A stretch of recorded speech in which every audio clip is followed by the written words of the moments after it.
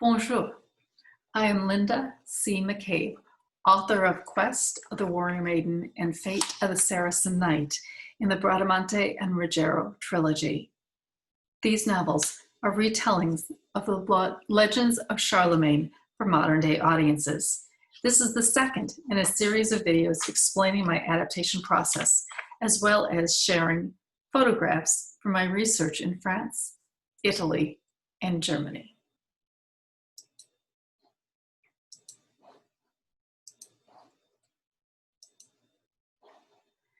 So here's the cover of my first novel, Quest of the Warrior Maiden, and it was selected as Book of the Month by Medievalist.net for the month of May 2020.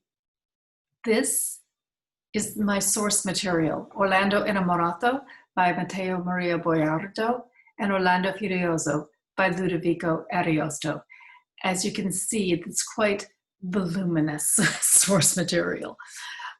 I happened to read Ariosto's poem back in 2003 and was astounded by the character of Bradamante. She was a renowned warrior, niece of Charlemagne, and she was given the call to adventure and sent on a quest to rescue her beloved, who was being held in a high tower by a wizard. It was the inverse of what I had come to expect. The love story between Bradamante and Ruggiero captivated me, and I wondered why I had never heard of them before.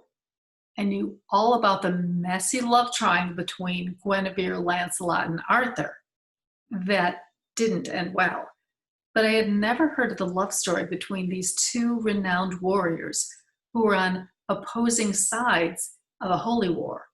I felt cheated and decided to adapt this story so that others could enjoy this as well. After making the ambitious decision to adapt these two epic poems, I needed to get a sense of the settings for my story. I began studying maps and atlases.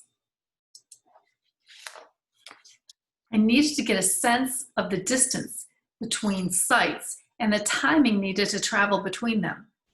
I discovered pretty quickly that the term poetic license had a real meaning when it came to their narrative. The poets were marvelous storytellers, terrible historians, and even worse, geographers.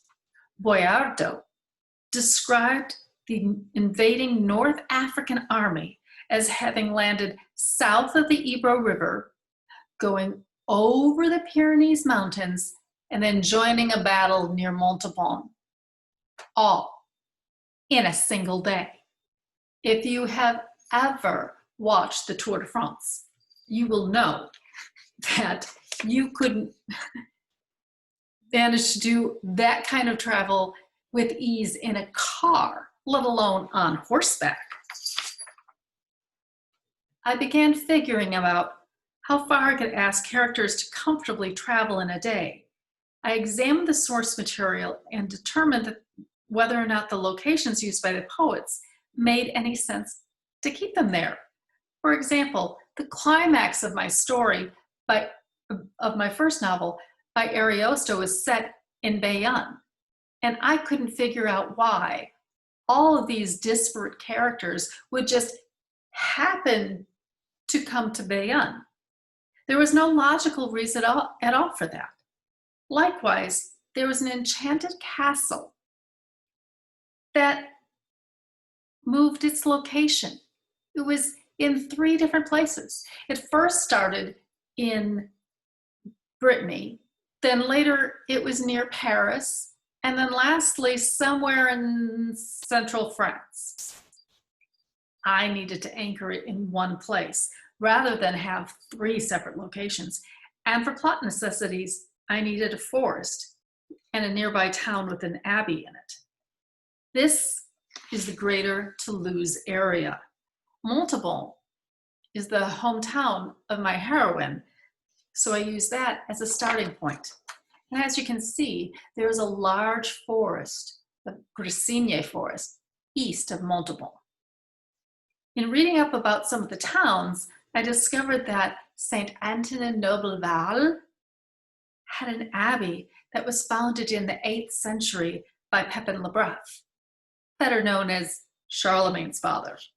That became the new location for the climax of my first book. And the town of Montauban wasn't founded until the year 1144, so it isn't historically accurate to include it, except Renaud de Montauban is a famous character in the legends of Charlemagne.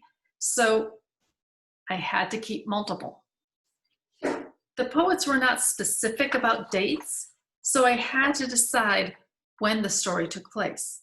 I wanted Charlemagne to have already been crowned as an emperor, which happened in St. Peter's Basilica on Christmas Day in the year 800.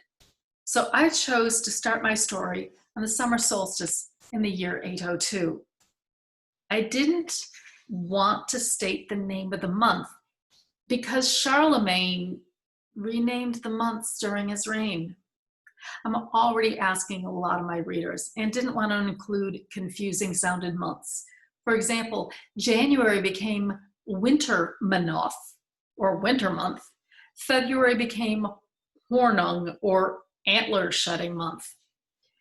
Notice that there's also phases the moon that is on the calendar. So if there was something happening at night and I didn't want my characters to see very well, I would make it overcast, foggy, or stormy. I found it helpful for plotting purposes to use oversized calendars with color-coded Post-it notes to help me determine what was happening when. I can easily move a Post-it note to a different day if I need to order to balance out my narrative a little better. So here, my husband and I traveled to France in 2007 for our first trip to do research for my novel. And we stayed at Hôtel Dieu. It is a historic building that is actually an active working hospital and founded in the year 651. Now, the current building only dates to the 19th century, but the hospital itself has been in Paris for over 1,000 years in one form or another.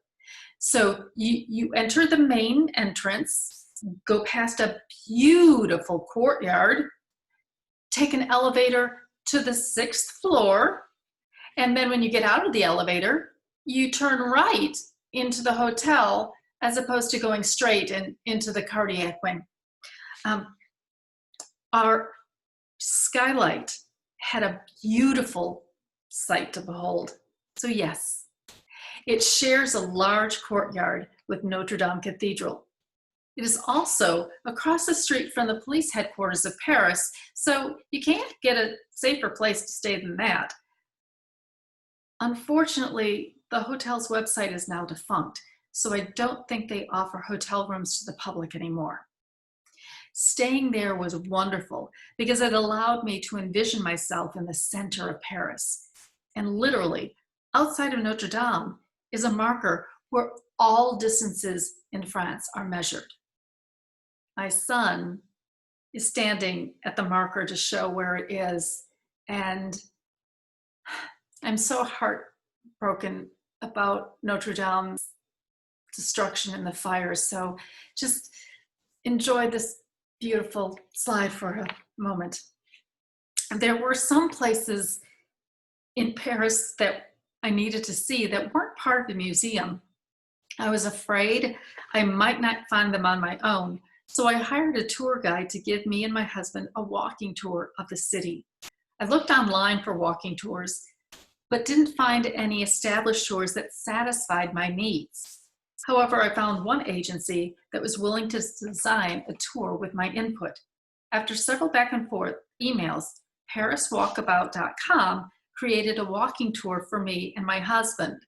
This is our tour guide, Yita Hilliard. The tour she created for me is now listed on their website as the first of 7 prepared tours they offer.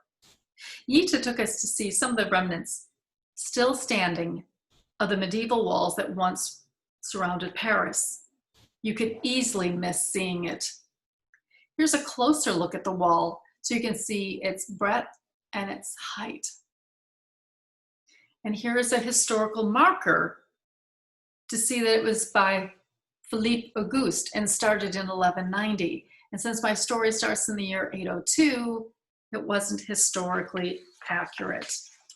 But here's a maquette of Roman Paris, or Lutèce, to give you an idea what Paris looked like in Roman times. And you can see how the left bank would just be vulnerable to attack. In fact, the Vikings did not attack Paris while Charlemagne was king. He scared them too much. They didn't do that. But they did attack his grandson. His grandson was king. So anyway, the left bank was so vulnerable. And here's a map of what the historians think medieval walled Paris looked like.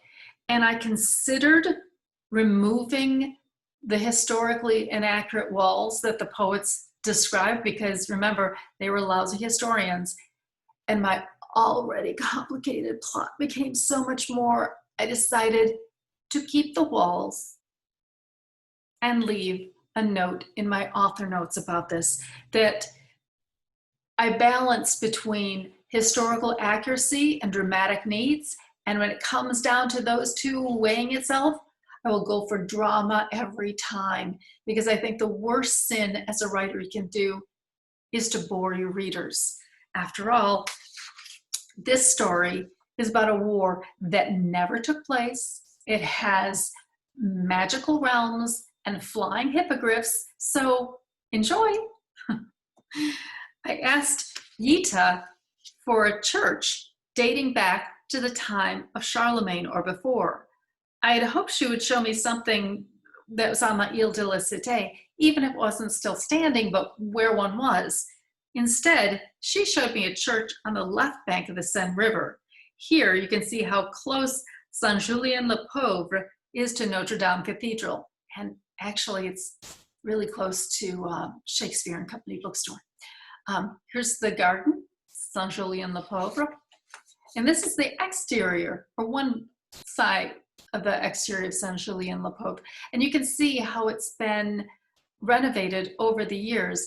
And in fact, what is standing today is not what was standing 1,200 years ago during the time of Charlemagne.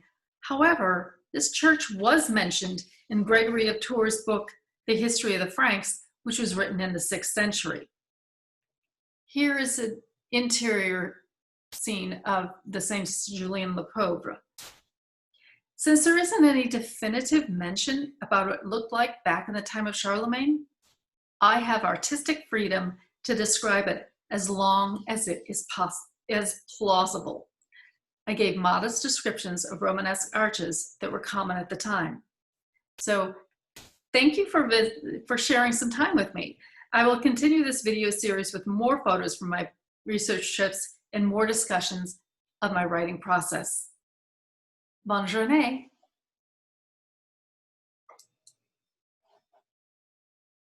Bye.